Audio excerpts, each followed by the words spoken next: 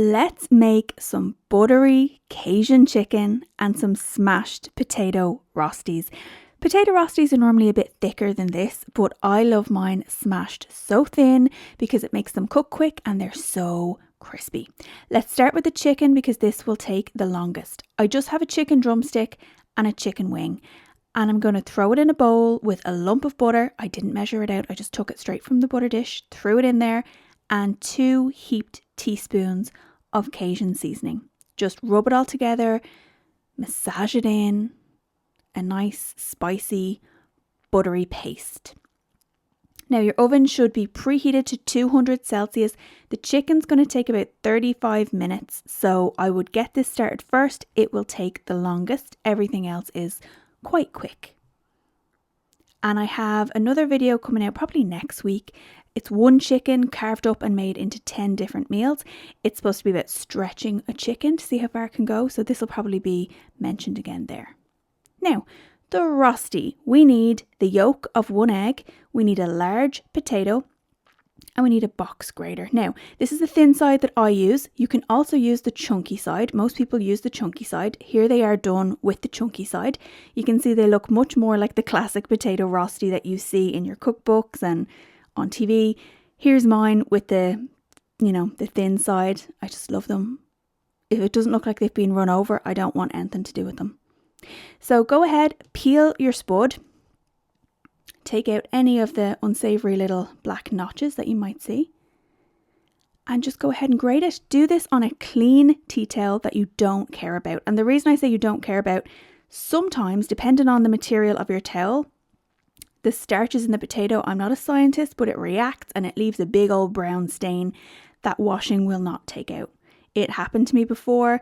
Don't say you weren't warned, so just don't use your fanciest towel. Go ahead, grate your spud. This is so satisfying. Mind your fingers. Anyone who, lived through the 90s, we were box grater fanatics. We loved a box grater back then, and we've definitely been victim to a scraper too. It's not pleasant. So much water is going to come off that grating, so we're going to need to squeeze that out. We're going to use the towel or the cloth, whatever you've grated it onto, to squeeze out that moisture. And you can see, look, even before I've gotten it to the sink, it's already starting to drip out the bottom. So here it is. I've squeezed the life out of it.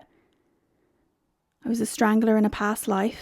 It's actually taken on its original form of a potato once again. I've had a tough week. I've been, on a roller coaster of emotion. So that got out some aggression. Now, throw it into your bowl.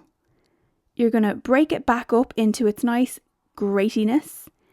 And you're going to do salt and pepper. And you can do a tablespoon of just plain flour. And of course, you can throw in any additional seasonings that you want. I'm just keeping it plain because I'm putting it with some Cajun chicken. But it's lovely with seasonings in it. So whatever you have in your pantry, go nuts. I threw in just the yolk of an egg. And you're going to mix it all up. Now, at first, it might just seem super dry as a mixture. And you're thinking there's no way that's all going to incorporate.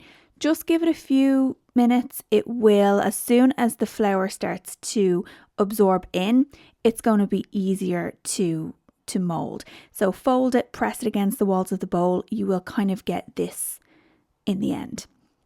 And you can divide it up into I do 2 Rostis. So 1 spud equals 2 Rostis to me. And like this, you can have it nice and thick. Hash brown thickness if you like. I am going to smash the life out of it. There we go. That's what I want to see. Roadkill Rostis. It's my jam. Now, these just go straight onto a hot pan. About like 3-4 minutes aside for me because they're so thin. Of course, if you're leaving yours a bit thicker, just flip them. You can flip them once or twice. Get them nice and crispy. I use vegetable oil. You can use sunflower oil, extra virgin olive oil, whatever oil you like. Vegetable oil kind of makes me feel like I'm in a fish and chip shop. So I tend to keep it for deep fat frying and for Rostis, for things like that. But straight onto your hot pan, a couple of minutes each side. And then I let them stand on some tissue paper just to take off the excess greasiness. These are actually really nice with fish and a bit of vinegar, if you are a fish and chip kind of person. So let them drain off, check the time, check on your chicken, and dinner is served. So your buttery Cajun chicken is ready, your smashed Rostis. Give them a try. I hope you like them.